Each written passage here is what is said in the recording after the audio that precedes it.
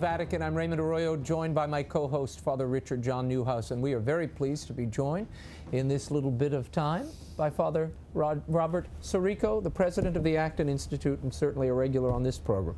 Thank you for being here. Father Robert, you've been doing the rounds more than most people of all of the networks and the media and so forth. I call it evangelization. Evangelization, that's right. And not, catechesis. And not the easiest form of evangelization at all. What is your general impression? Do you see over the last couple of weeks that you've been doing this, are people beginning to learn what the questions are and to inquire more intelligently, or are we still operating by the old conventional progressive, reactionary, liberal, conservative types? I thought we were making breakthrough because during the Mass and during all of the events that led up to that, there were some good questions, some very touching things, and then even in that kind of lull period, we could talk. Funeral Mass? The funeral Mass, Right. I'm sorry, the funeral Mass. But I have to say, in the last 2 days since the Holy Father stood on that balcony, it has gone right back to the 4 predictable questions. I am tired of talking about condoms, and condoms, and what just else? about. Well, it falls under that rubric, you know, and I have just come to say, you know, this is your concern. This is the concern of the media in especially Anglo-Saxon countries. It's not what I'm hearing on the streets. It's not what I'm hearing among the young people. They are missing the story. We've got a group of seminarians down here. Unfortunately, we can't see them, but they're down there collecting, listening up. And you know, these guys are like, they're like, I don't know how to describe, debutantes invited to the ball for the first time. They're all giddy and excited. There's not a drop of German beer left at the North American College, I understand. No, they really are in fine form. And do you know, one of the things that nobody's remarked on, at least that I'm aware of, is that down at the Conciliazione, in the Via Conciliazione now, you can't get anywhere near it because it is filled with buses, tourist buses, from Germany and especially Bavaria, just overnight, which means that within an hour of the announcement, they had to start piling into buses and they're here for the big installation. Well, wouldn't that be something if you, I mean, with the Poles, as Cardinal Pell said earlier, you know, there you had a church in many ways intact and vibrant. But with Germany, if we could get that same kind of evangelistic spark. Resurrect Germany. Only 7% mass going at the moment. In fact, an American cardinal remarked that no one from Germany or France should be pope because no one from there goes to church. A good reason to make a pope from such a place. I don't know. That's hard to tell. I don't know the German culture enough to know, but it's certainly going to give it a good shot.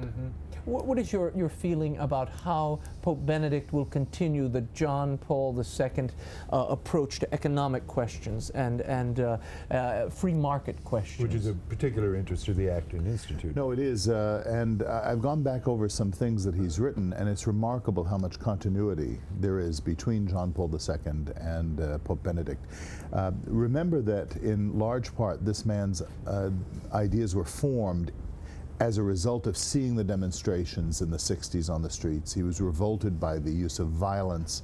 And remember that this is now the Pope who, as Cardinal, wrote the documents on liberation theology, trenchant, insightful documents that got right to the core of it.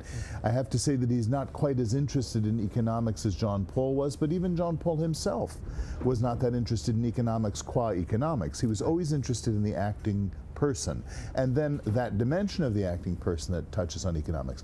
But Pope Benedict clearly said in one article written in, I think, about 1985, that he said there are many good things that are to be said for the liberal market order, especially when guided by the principles of Christian understanding and morality. So I think we have a complete continuity here, a call for people then to be responsible as business people. Especially with continuity with the 1991 encyclical Centesimus Annus, 100th year, marking the 100 years of what is called modern Catholic social doctrine. What do you think people will most be surprised by as they watch this Pope mature before our eyes and grow? God knows he's grown by leaps and bounds just by watching him before the conclave and then walking out on that loggia.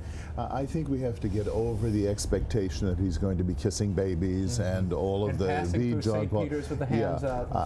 That's just not his temperament. I think one of the most emotional things for him was that funeral mass. when he just gently lifted his hand. He's just not that kind of personality. But when that passes, you begin to see the nuance of his personality come forth. I think that what His Eminence Cardinal Pell said is very true.